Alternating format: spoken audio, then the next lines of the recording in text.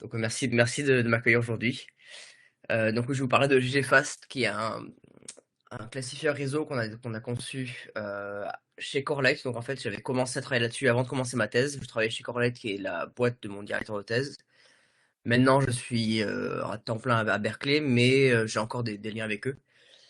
Euh, et donc je vais vous présenter ce protocole. Donc voilà, les slides sont en anglais, je vais parler en français, mais si vous avez, enfin, n'hésitez pas à me couper si vous avez des questions. J'ai prévu pour que ce soit un peu en dessous d'une heure, enfin même je pense plutôt 40 minutes. Donc vous pouvez me couper quand vous voulez, voilà. Alors,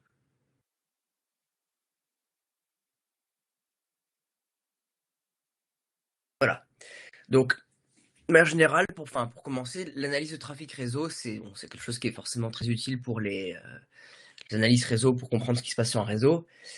Ça peut comprendre beaucoup de choses différentes. La chose la plus connue, c'est la classification L7, donc savoir ce qui se passe au niveau applicatif. Mais ça peut enfin, englober d'autres choses, typiquement comprendre les modifications des protocoles, savoir enfin, qu'est-ce que les gens font avec leur protocole et pas juste ce que l'application fait. Et généralement, si on veut regarder un cahier des charges de ce qu'on veut comme fonctionnalité enfin, pour un framework d'analyse qui soit pertinent, on veut quelque chose qui soit précis. Bon, déjà, bon, faut que ça fasse enfin, ça classifie bien les choses. On aimerait bien que ce soit interprétable, donc en fait que l'analyse puisse comprendre pourquoi le framework a pris une décision X ou Y. Ça permet de donner de la confiance dans l'outil. On veut que ce soit généralisable, donc idéalement que l'approche puisse marcher sur n'importe quel type de trafic et pas juste sur une application particulière. Et on veut que ce soit efficace, parce que enfin, dans beaucoup d'endroits, en fait, le trafic est à très haut débit, donc il faut que ça puisse aller très vite. Et alors, effectivement, il y a beaucoup de travail dans ce milieu-là, mais si on regarde enfin, les précédentes propositions, à chaque fois, il leur manque quelque chose. Donc, par exemple, la première manière de faire ça, c'était d'utiliser l'information sur les ports. Le souci, c'est que c'est pas très précis parce qu'on peut changer de port pour une application et d'un coup, bah, ça marche plus. Et c'est pas généralisable. Ensuite, l'approche la plus commune, et c'est celle que, par exemple, Corelight utilise dans leurs produits, c'est de regarder le contenu du paquet lui-même. Donc en fait, analyser enfin, ce qui se passe en dessous de TCP. Alors ça, c'est précis parce qu'on arrive à savoir ce qui se passe. C'est interprétable parce qu'on peut savoir, par exemple, c'est dit HTTP, donc c'est un flux web. C'est efficace, à peu près. Mais c'est pas très généralisable parce que dès que c'est crypté, on voit plus rien. Voilà. Donc ça, c'est un peu le gros souci de ces méthodes-là, c'est qu'aujourd'hui, ben, dès que c'est du trafic crypté, on sait plus ce qui se passe.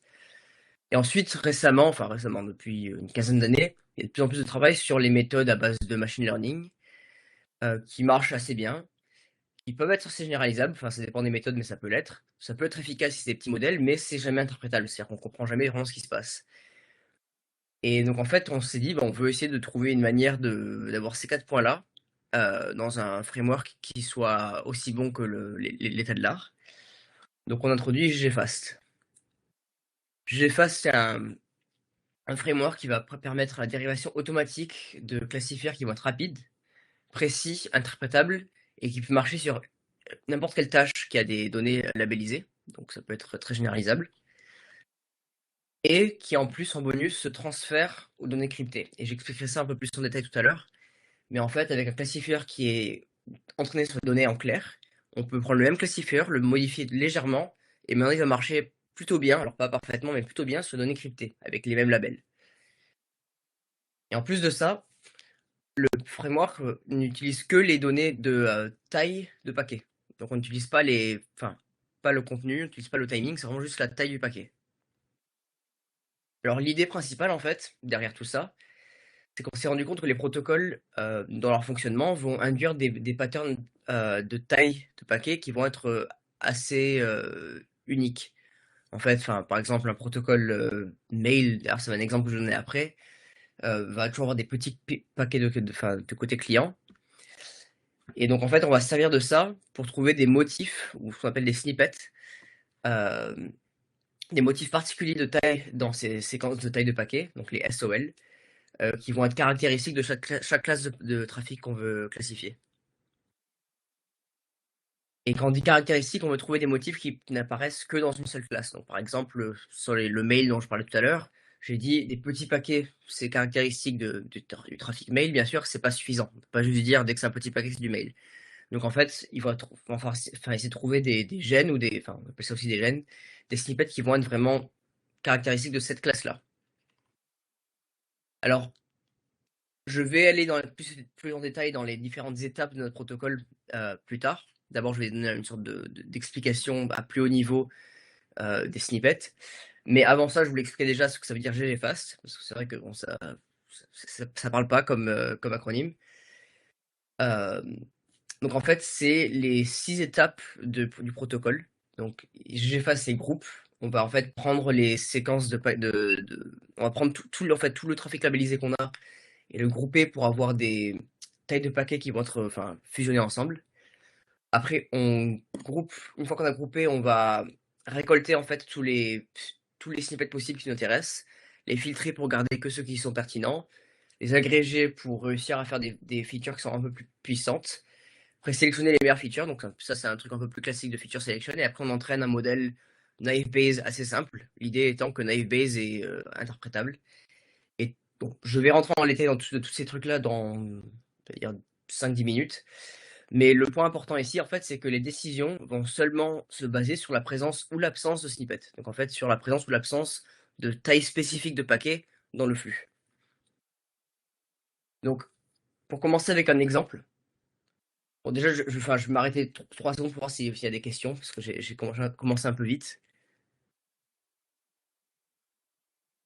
Non, il n'y a pas de question, tout est clair. Ça marche, merci. Donc, pour commencer avec un exemple, donc je parlais de mail tout à l'heure. Voici une session mail un peu basique.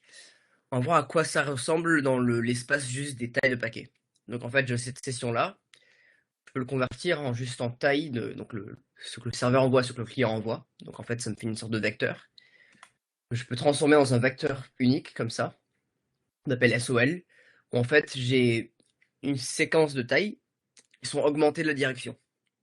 Donc, par exemple, en haut, 42 avec la flèche vers la droite, c'est-à-dire que c'est un paquet qui arrive du serveur. 44 avec la flèche vers la gauche, c'est un paquet qui arrive du client. Donc ça, c'est la base de toute notre classification. Ça va être ces features-là, en fait, ces vecteurs-là. Et donc un snippet, bon, si on continue avec cet exemple, un snippet, ça va avoir 3 éléments. Déjà, le motif. Le motif, ça va être la séquence de taille de paquet ou d'intervalle de taille de paquet qu'on va vouloir matcher dans le trafic réseau. Donc par exemple, le motif 6 du client, 51 du serveur, ça va matcher cette partie-là de la séquence, vers là-bas, avec la petite barre en bleu en bas.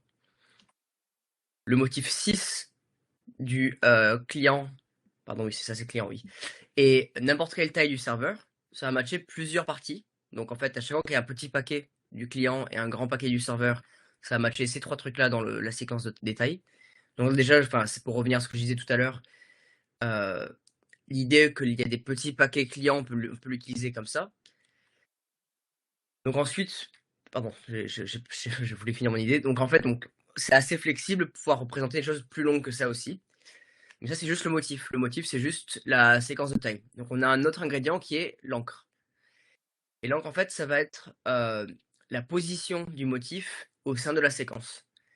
L'idée, en fait, c'est qu'on peut se dire où est-ce que le motif doit apparaître. Donc, par exemple, ça peut être à une position spécifique après le début. Donc je peux dire c'est à la position, par exemple, 3 ou 4 après le début. Par rapport à la fin aussi, donc ça peut être quelque chose qui arrive à une position fixe avant la fin de la séquence. Et ça peut aussi apparaître n'importe où, ça c'est une autre option aussi. Donc par exemple, si on prend le motif juste 6, le paquet client 6, en rouge c'est la position de 4, donc ça arrive 4 paquets après le début. En bleu c'est la position -2, donc ça arrive à 2 paquets de la fin. Et en vert c'est toutes les positions où c'est pas spécifié. Donc en fait, cette encre permet de juste mettre un peu plus de contraintes sur ce motif pour réussir à être un peu plus précis dans la classification.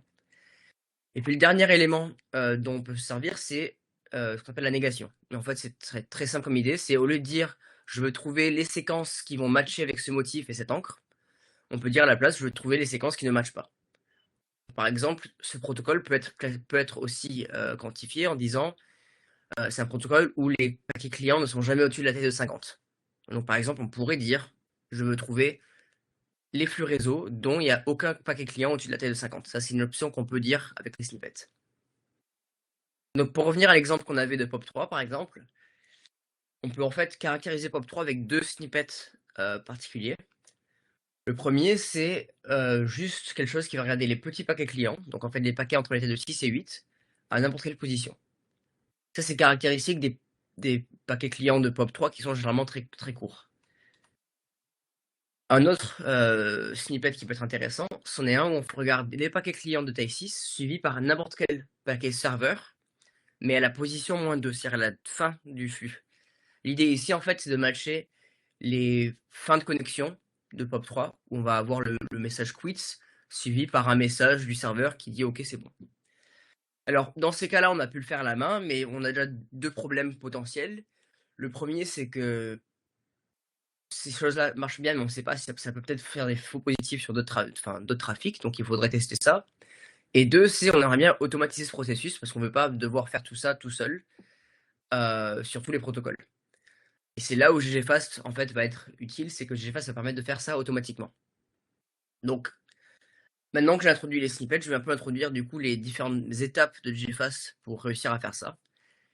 Alors c'est là où ça va devenir un peu plus technique, enfin, pas forcément très compliqué, mais vous pouvez m'interrompre à n'importe quel moment si vous voulez des questions.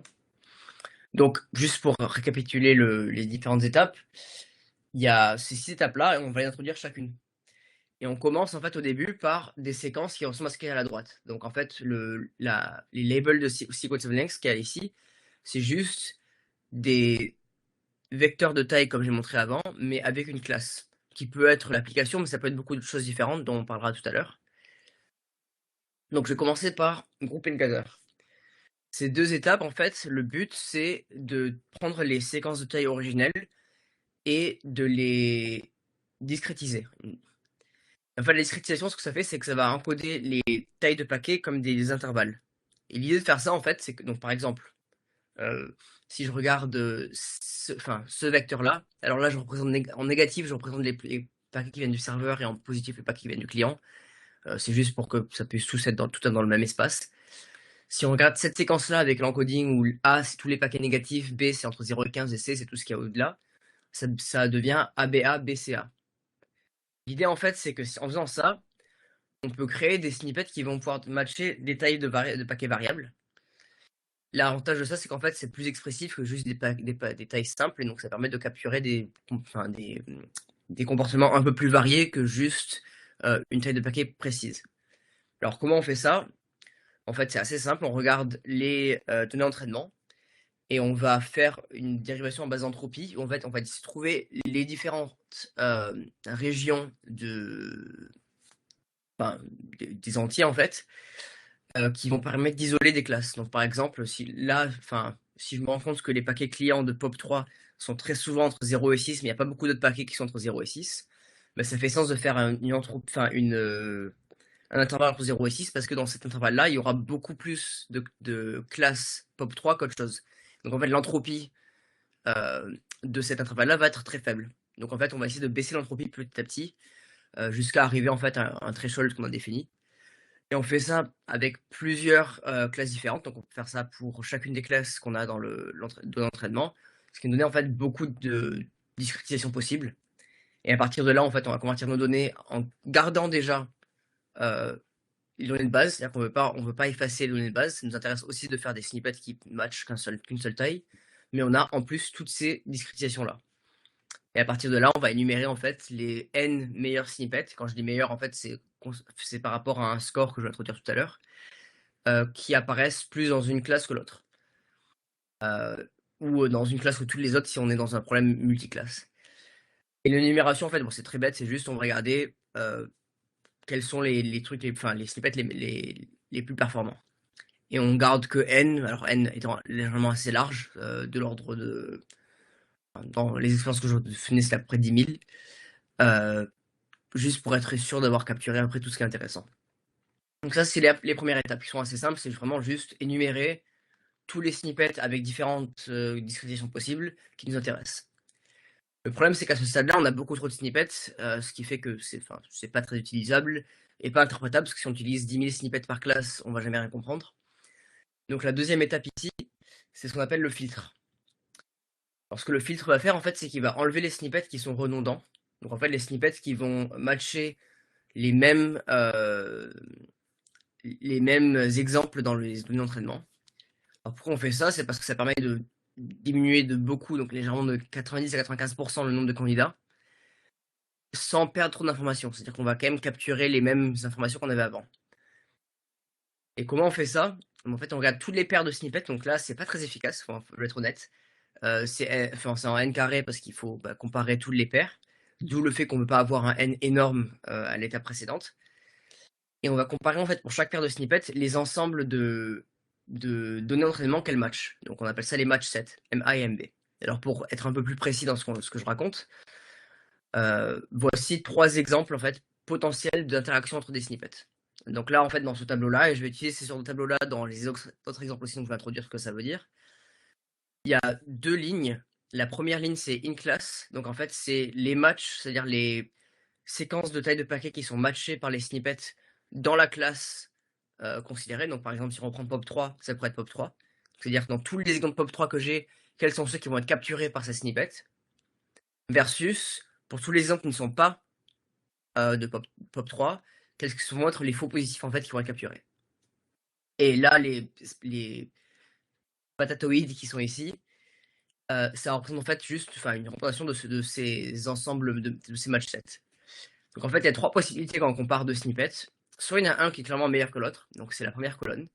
Et en fait, c'est que ça arrive quand un des deux, donc par exemple SA, va capturer à peu près tout ce que SB capture dans le positif, mais va avoir moins de faux positifs. Donc dans ce cas-là, en fait, c'est plus intéressant de garder SA que SB, parce que SA va plus capturer plus de exemples positifs sans vraiment induire beaucoup plus de faux négatifs. Donc dans ce cas-là, qu'est-ce qu'on fait? On garde que SA. Un autre exemple, donc je vais commencer avec celui qui est tout à droite, c'est s'ils sont juste disjoints, ou à peu près disjoints. Donc en fait, c'est si ils capturent chacun des choses différentes. Dans ce cas-là, on va garder les deux, parce que les deux peuvent être utiles potentiellement pour des problèmes différents. Et puis le troisième exemple, c'est quand ils sont ce qu'on appelle équivalents. Et en fait, on dit qu'ils sont équivalents si on a la relation d'ordre qui arrive dans les deux sens, c'est-à-dire qu'on a à la fois SA meilleur que SB et SB meilleur que SA, comme dans ce cas-là, où en fait ça correspond à des snippets qui vont à peu près capturer les mêmes choses dans le positif et dans le négatif. Et dans ce cas-là, on va les filtrer avec une heuristique. Et l'heuristique va être basée sur plusieurs critères, dont le premier critère étant qu'on préfère des snippets qui sont ancrés vers le début de la séquence. La raison, c'est qu'en fait, si le snippet est ancré vers le début, on va pouvoir le capturer plus rapidement, alors qu'un snippet ancré vers la fin, on pourra le capturer qu'une fois que la connexion est finie. On préfère des snippets qui sont longs. La raison, c'est qu'en fait, les snippets longs ont tendance à avoir moins de faux positifs. Et on préfère des snippets qui ont des intervalles assez courts, donc des discrétisations assez courtes, parce que pour la même raison, si on a des intervalles trop longs, trop grands, on va aussi avoir trop de faux positifs. Donc ça, en fait, c'est un peu des heuristiques basées sur l'observation du trafic réseau, en se rendant compte de ce qui marche et ce qui marche pas. Donc voilà, donc en fait, cette étape de filtrage va être très importante parce qu'elle nous permet de réduire vraiment de beaucoup l'ensemble des candidats qu'on avait. Alors, la manière de le faire efficace, en fait, c'est qu'on va quand même regarder toutes les paires, mais on utilise des techniques de min-hash pour réussir à comparer rapidement ces ensembles-là sans devoir faire des comparaisons énormes, sinon la complexité serait beaucoup plus élevée. Donc on arrive à le faire de manière plus ou moins efficace, mais justement c'est un peu une direction de travail avec laquelle on discutait avec Pierre-François, c'est qu'on pourrait essayer des choses un peu plus efficaces que ça pour accélérer le processus. Ensuite, une étape qui est importante après ça, c'est l'agrégation. Et en fait, on peut penser de ça comme une espèce de et. C'est-à-dire, on a maintenant un ensemble de snippets qui sont à peu près indépendants. Alors, je dis à peu près parce que c'est pas forcément le cas. Par exemple, dans SA équivalent SB, dans des fois, on garde les deux. SA différent de SB, ils sont pas complètement dépendants non plus. On va dire qu'ils sont à peu près indépendants. L'idée, c'est de trouver, en fait, est-ce qu'il y a des snippets qui, ensemble, vont être plus performants que séparés.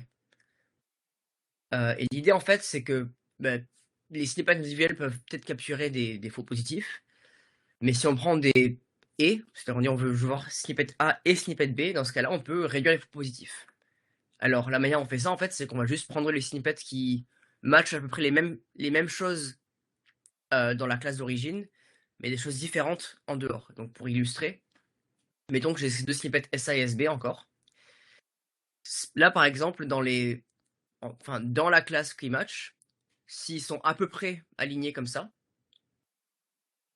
d'ailleurs, en fait, il y a une erreur dans mon dans mon diagramme et bon, j'expliquerai pourquoi il y a une erreur.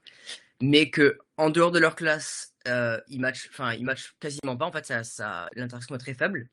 On va prendre leur intersection, donc c'est pour ça que là je dis que c'est une erreur. Ça devrait pas être le OU, ça devrait être le et en haut là. Après agrégation, en fait, on va garder l'ensemble ici, des positifs, mais on aura très peu de faux positifs. La raison, c'est qu'en fait, l'overlap ici est très petit. Et donc l'idée de ça, en fait, c'est de réussir à faire des snippets qui sont un peu plus performants. Donc, par exemple, tout à l'heure, quand on regardait Pop 3, je disais que chacun de ces snippets-là ne sont pas forcément très bons individuellement, parce que, par exemple, juste regarder les paquets de taille 6 à 8, bah, ça va forcément avoir des faux positifs. Mais si je les regardais ensemble, c'est-à-dire que je cherchais du trafic qui avait à la fois des petits paquets et une signature particulière à la fin, dans ce cas-là, potentiellement, ce sera un peu plus performant. Donc ça, c'est l'étape d'agrégation qui est assez importante, donc c'est le et ensuite il y a le OU, qui est la sélection. Donc en fait, maintenant qu'on a l'ensemble augmenté de snippets qui comprend les agrégations, on veut garder seulement un petit set de snippets qu'on va appeler orthogonaux pour chaque classe. Et qu'est-ce que ça veut dire orthogonaux? C'est des snippets en fait qui vont être un peu indépendants les uns des autres pour qu'ils vont capturer des choses différentes. Bon, l'avantage de ça en fait, c'est que ça réduit de beaucoup le nombre de features. Ça fait que c'est beaucoup plus efficace, qu'on va pas devoir matcher des milliers, bon, des centaines à cette étape-là, parce qu'après le filtrage, on a plutôt que des centaines de snippets. À la place, on aura peut-être 10 ou moins par classe. Ça augmente la performance. Et surtout, ça rend le processus interprétable. C'est-à-dire que maintenant, on aura un petit ensemble de snippets par classe qui nous permet de caractériser le fonctionnement d'une classe avec un ensemble, enfin, tractable, on va dire, de snippets. Donc comment ça marche? En fait, on a défini un score qui va être, c'est un score en fait qu'on a repris de l'analyse ADN, parce qu'en fait finalement quand on pense à notre problème, ça ressemble un peu à l'analyse ADN. En fait, on va vouloir matcher des gènes dans des séquences d'ADN et on va donner ce score à chaque snippet.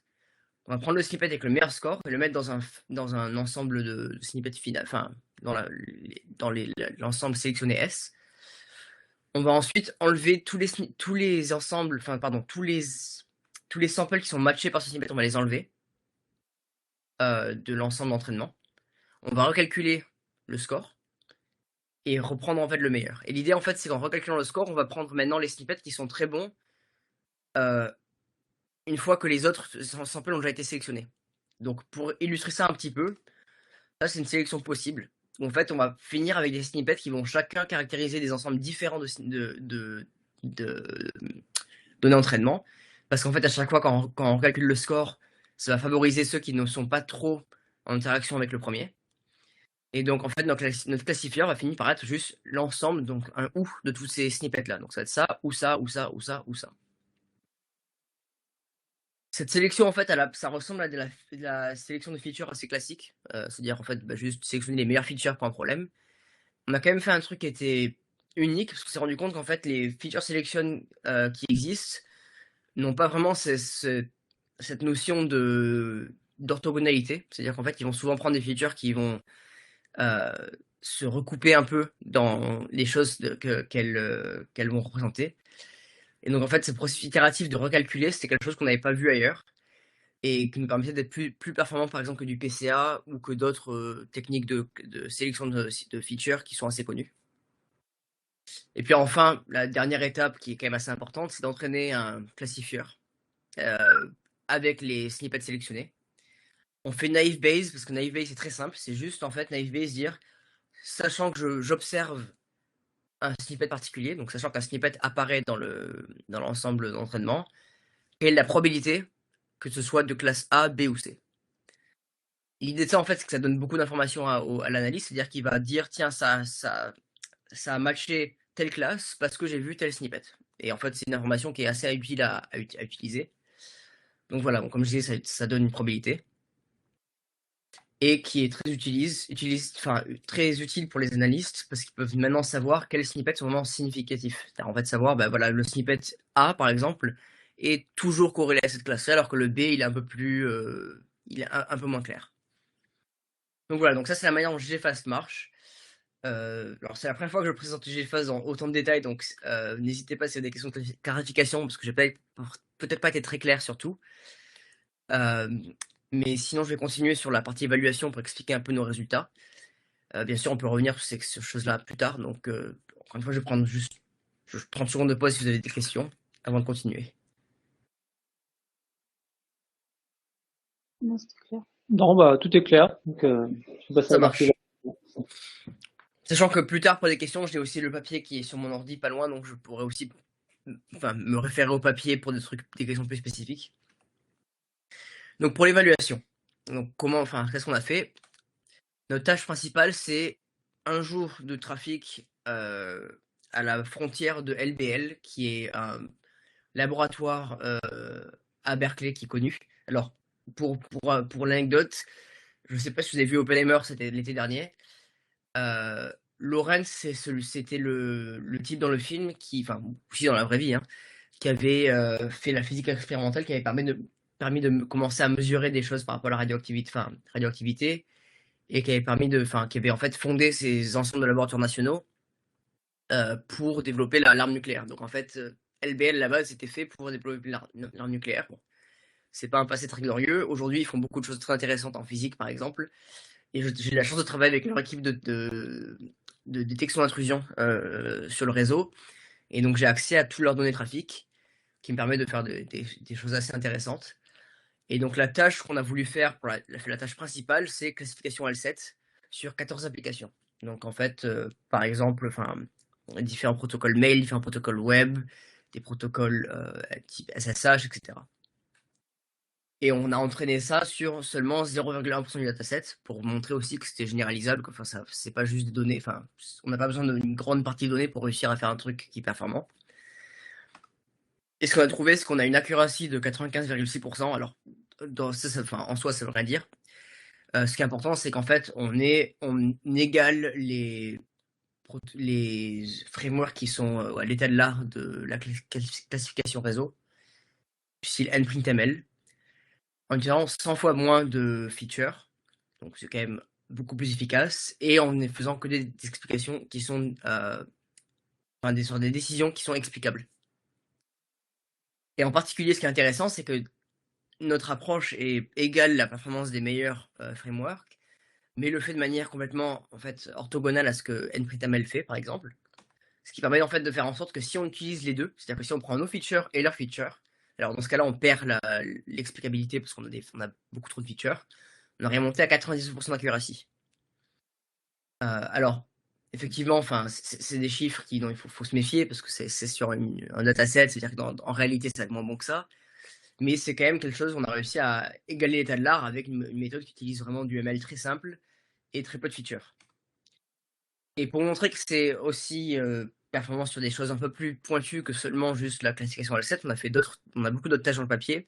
Une autre qui est intéressante, c'est qu'on a capturé 2 mois de trafic à la frontière de l'université. Donc c'est l'université qui travaille avec Corelight, donc c'est des données de leurs clients. Et la tâche ici, c'est la classification du mécanisme d'authentification derrière SSH, donc, ou RDP, c'est-à-dire savoir comment la personne s'est authentifiée. Si c'est un mot de passe, si c'est une clé privée, enfin publique, ou autre chose. Alors là, l'idée, c'est qu'en fait, autant pour le trafic A, on a pu l'utiliser, enfin le labelliser avec des techniques classiques de classification du style l'analyse le DPI en fait, analyser ce qu'il y a dans le paquet. Autant pour ça, on peut pas faire ça. Et c'est un peu un exemple de pourquoi GFAS est utile. C'est qu'en fait, dans ce cas-là, tout est crypté, donc on peut pas savoir comment les gens sont authentifiés. Donc en fait, on a un analyste qui a travaillé plusieurs mois sur cette tâche-là pour un autre projet et qui a réussi à trouver des signaux qui permettaient de savoir quel était le mécanisme d'authentification. Donc ça a pris plusieurs mois à le faire. Et nous, en fait, on a pris ces données et on a réussi à s'entraîner dessus et avoir quasiment une accuracy parfaite sur l'identification du protocole d'authentification, donc savoir si c'est du mot de passe ou de la clé privée, etc. Et surtout qui se base sur, je pense, 3 ou 4 snippets par classe. Donc il permet d'être vraiment très précis avec très peu de données. Enfin, pardon, oui, très peu de données et aussi surtout très peu de features. Donc ça, c'est un peu les avantages de GFAS par rapport à la littérature, c'est que c'est rapide et compréhensible et ça marche sur les données cryptées, comme on peut le voir. Mais quand je parle de données cryptées, il y a quelque chose d'un peu plus puissant que juste marcher sur des données cryptées. En fait, c'est qu'on s'est rendu compte, quand on crypte un flux réseau, donc par exemple, on regarde SSL ou enfin SSH, mais qui en fait utilise SSL aussi derrière. Pas vraiment, mais ça ressemble, on va dire. Le cryptage, en fait, va cacher le contenu du paquet, mais pas la taille. En fait, dans la plupart des cas, et c'est pour ça que j'ai mis une astérisque, la longueur du paquet crypté est déterministe une fois qu'on connaît la longueur du paquet non crypté. Alors, je dis que c'est généralement le cas parce qu'il existe par exemple des protocoles de compression qui vont comprimer les données en clair avant de les crypter. Donc là, en fait, ça veut dire que c'est plus déterministe. Mais en fait, quand on a observé un peu le trafic réseau, c'est très rare que les gens utilisent la compression. Donc, dans la grande majorité des cas, c'est complètement déterministe. Donc, en fait, l'observation, c'est qu'on peut prendre un modèle qui est entraîné sur des protocoles en clair et nous donner un ensemble de snippets. Et on peut modifier les snippets en fait pour qu'ils matchent la taille cryptée des paquets. Donc, en fait, par exemple, si on a un snippet qui est une taille 6 et qu'on sait qu'on a un protocole qui va crypter avec un MAC de 20 bytes avec un block size de 16 par exemple, on sait que forcément du coup le 6 va arriver à 16 parce que ça va devoir le padder pour arriver au block size et ça va ajouter 20 bytes. Donc en fait on va partir de 6 et on va arriver à 36. Et maintenant qu'on a transformé tous ces snippets pour avoir les tailles cryptées, on va ensuite juste utiliser ces snippets là dans un modèle avec les mêmes paramètres qu'avant, le même naive Bayes qu'avant, mais qui a marché sur une cryptée. Donc on a testé ça dans 2 cas particuliers. Le premier, en fait, c'est qu'on a pris les mêmes données que tout à l'heure, le dataset A, et on l'a rejoué à travers un tunnel SSH. Donc en fait, on a repris chacun de ces protocoles-là, on a utilisé TCP Replay pour rejouer ça, et on l'a forcé à passer à travers un tunnel SSH, on a capturé ça. On a trouvé en fait qu'on perd que 5% d'accuracy en utilisant ce nouveau classifieur, qui encore une fois n'a jamais été entraîné sur les données cryptées, c'est-à-dire qu'il a été entraîné que sur des données en clair. Et la deuxième évaluation qu'on a fait, c'est une évaluation un peu plus naturelle, qui est on a regardé SMTP sur TLS après avoir détecté SMTP. Donc en fait, SMTP, c'est dans le clair, on peut savoir que c'est SMTP, y compris quand il y a Start TLS, qui est une commande SMTP qui permet de upgrader sa connexion et mettre TLS par-dessus après. Donc on a pu entraîner un classifieur qu'avec les parties en clair. Et après, on a pu détecter le SMTP sur TLS. Donc en fait, ça, c'est SMTP qui est complètement crypté, où il n'y a jamais de paquet en clair. Et dans ce cas-là, on a un taux de vrai positif qui est de 80%. Donc c'est pas parfait, mais c'est quand même pas mal. Et assez peu de faux positifs. Alors, ces résultats-là sont prometteurs, mais pas parfaits. La raison pour laquelle je dis que c'est pas parfait, c'est qu'en fait, 0,5% de faux positifs, ça peut être énorme si on a beaucoup de données, surtout dans des problèmes où il y a une asymétrie entre le positif et le négatif, comme SMTP, où on a quand même beaucoup plus de flux non SMTP qu'SMTP sur les réseaux. Mais quand on regarde en fait les faux positifs, on s'est rendu compte que quasiment tous étaient liés à POP3 et IMAP. Ce qui est intéressant en fait, c'est qu'on se rend compte que du coup les erreurs sont généralement des choses qui sont sémantiquement assez proches de SMTP. Alors effectivement, ça reste une erreur, mais ça montre qu'on capture quand même quelque chose qui est fondamental dans le protocole et pas juste des choses artificielles, parce qu'on va avoir des erreurs qui vont en fait des choses qui sont très proches de SMTP. Et la raison pour laquelle on n'a que 80%, et je dis que 80% c'est déjà pas mal, mais on rate quand même un flux sur 5, c'est qu'en fait on s'est rendu compte que cette approche a des limites. Elle marche quand le fonctionnement des protocoles cryptés, en fait, c'est juste un protocole en clair qui a été rejoué sur un trafic, enfin sur des données cryptées, mais c'est pas forcément le cas. Et par exemple, pour SMTP, je crois que c'est un bon exemple. Aujourd'hui, la plupart des clients mail utilisent SMTP sur TLS, et en fait, on observe qu'il y a une évolution de l'utilisation d'SMTP au cours du temps, ce qui est normal. Donc aujourd'hui, en fait, le trafic qu'on voit SMTP over TLS, c'est du trafic plus récent, alors que le trafic qui reste en SMTP pur, c'est souvent des trafics un peu obsolètes, c'est souvent des clients mail qui ont pas été mis à jour, qui vont pas forcément avoir les mêmes utilisateurs ou les mêmes utilisations que SMTP sur TLS. Et donc en fait, on voit que l'hypothèse qu'on a fait, qui est que la seule chose qui change, c'est le cryptage, c'est pas forcément vrai. Des fois, les protocoles sous-jacents vont évoluer un peu aussi. Malgré tout ça, c'est quand même un résultat assez prometteur parce qu'on a quand même jamais entraîné sur SMTP sur TLS, on a juste entraîné sur SMTP, donc ça reste intéressant. Donc voilà, donc pour un peu résumer ce que je racontais, donc GFAS, c'est un framework pour automatiquement créer des features dans le trafic d'analyse réseau. Enfin, l'analyse de trafic réseau, pardon. Des fois, ça marche pas de juste traduire mot pour mot. Qui produit des classifieurs qui égalent l'état de l'art, mais en ayant des décisions explicables, et qui peut être transféré, dans beaucoup de cas, au trafic crypté sans devoir réentraîner. Ce qui est un gros avantage pour les analystes dans des entreprises réelles, parce qu'en fait, ils n'ont pas forcément des données labellisées qui sont cryptées.